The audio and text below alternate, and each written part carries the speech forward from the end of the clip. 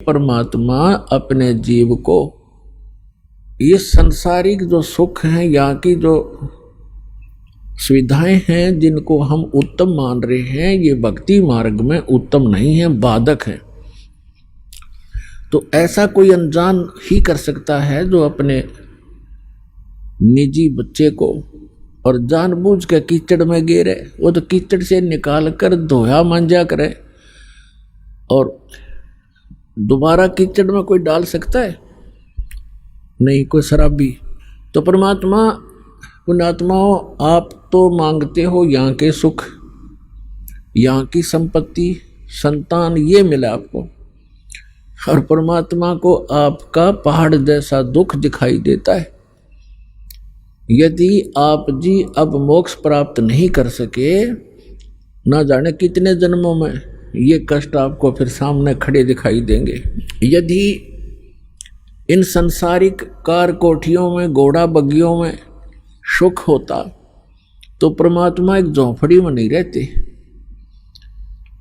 एक झोंपड़ी में नहीं रहते और कपड़ा बुनकर एक सिंपल मैन की, एक बिल्कुल निर्धन व्यक्ति की भूमिका नहीं करते। वो हमें ये दिखाना चाहते थे कि यदि आपको ये ज्ञान हो जाए कि ये काल का लोक है, यहाँ जन्म मृत्यु का दीर्घ रोग आपको लगा हुआ है, और जितनी बार भी जन्मोगे आपको ये संकट फिर प्रत्येक बार झेलने पड़ेंगे जो आज जीवन में झेल रहे हो।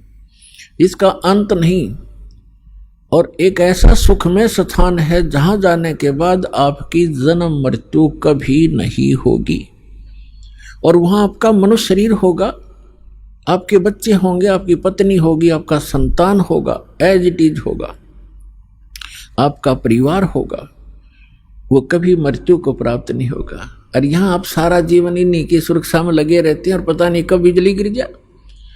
आप पढ़ रहे हो समाचार पत्रों में, देख रहे हो मीडिया, इस इलेक्ट्रॉनिक टीवी चैनलों पर केदारनाथ नाम के एक धार्मिक स्थान के ऊपर बहुत भयंकर फ्लड आ गया। लगभग 20,000 वहां श्रद्धालु और आसपास के क्षेत्र के लोग मारे गए।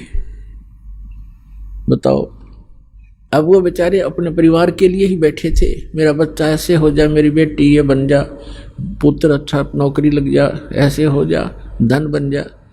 खाक बन गया यहाँ पर, उनकी लाशों भी नहीं मिल लिए, दब गए टनों मिट्टी के ढेर में, खोजत भी ना पाओ है।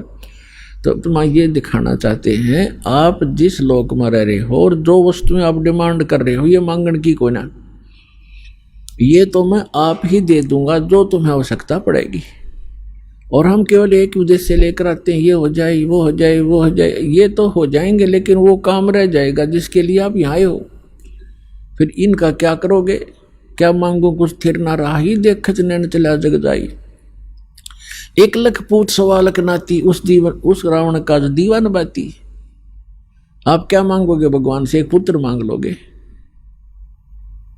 थोड़ी बहुत संपत्ति मांग लोगे, धन मांग लोगे, कोई कोठी मांग लोगे, कार मांग लोगे, ठीक है। अगर आप मोक्ष नहीं चाहते हो तो ये भी दे देंगे आपको। फिर क्या करोगे? रावण के 1 लाख पुत्र थे और सद्भक्ति ना करने से सर्वनाश को प्राप्त हुए। अंत में उनके कोई दीपक जलाने वाला शेष नहीं रहा। सर्व सोने की लंका थी वह रावण से रणधीरम, एक पलक में राज विराजी जमके पड़े जंजीरम।